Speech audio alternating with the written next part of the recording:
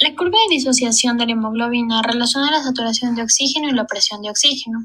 Debido a la manera reversible que tiene el O2 para unirse con la hemoglobina, cuando la presión parcial de oxígeno en la sangre es alta, el O2 se unirá a la hemoglobina.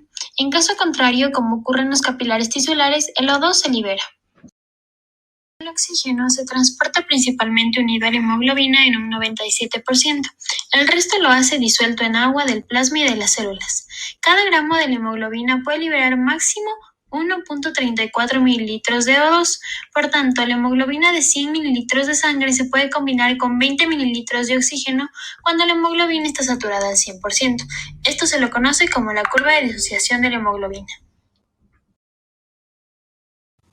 Una de las características más importantes de la curva de disociación de la hemoglobina, como se aprecia en la imagen, es que es una curva sigmoidea en forma de S, que surge al representar el porcentaje de saturación de O2 de la hemoglobina en función de la presión parcial de O2. La curva muestra un aumento progresivo del porcentaje de la hemoglobina con oxígeno a medida que aumenta la presión parcial sanguínea. La primera molécula de O2 que interacciona con la desoximoglobina se une débilmente. Sin embargo, esta unión conduce a unos cambios conformacionales que modifican las unidades adyacentes, haciendo más fácil la unión de las moléculas de O2 adicionales. Se define como P50 la presión parcial de O2 necesaria para conseguir una saturación de la hemoglobina de 50%, y su valor suele rondar los 27 milímetros de mercurio. Cuanto más alta sea la P50, menor es la afinidad de la hemoglobina por el O2.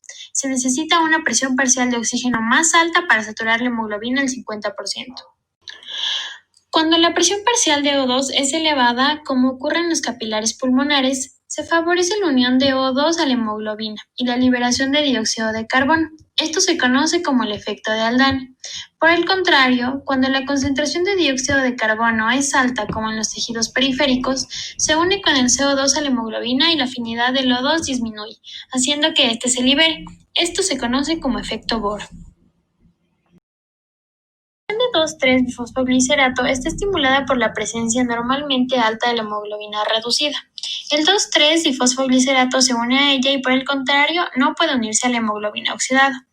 Al unirse a la hemoglobina, disminuye la concentración en el protoplasma del hematíe y se cataliza su producción. Así aumenta la tasa total del fosfato en el hematíe, y este aumento desvía la curva de disociación de la hemoglobina a la derecha, disminuyendo la afinidad de la hemoglobina por el oxígeno.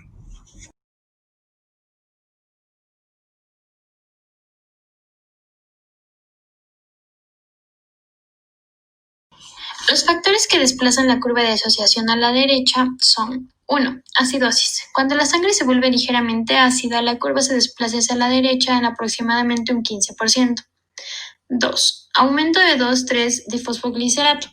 El difosfoglicerato regula la afinidad de unión de la hemoglobina al O2 en relación a la presión parcial de oxígeno en los pulmones.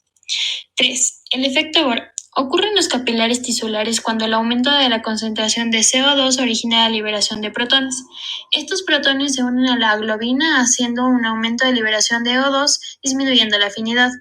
Y otros es un aumento de temperatura, como la fiebre y la sulfohemoglobina. Los factores que desplazan la curva hacia la izquierda son: 1. Alcalosis. Cuando la sangre se alcaliniza, la curva se desplaza a la izquierda en un porcentaje similar al de la acidosis, es decir, un 15%. La hemoglobina fetal. 2. En la hemoglobina fetal se une el difosfoglicerato con menos afinidad que la hemoglobina del adulto. Por lo tanto, la hemoglobina fija más oxígeno. De esta manera se facilita la cesión de oxígeno desde la circulación materna a la fetal. 3. Efecto Haldane.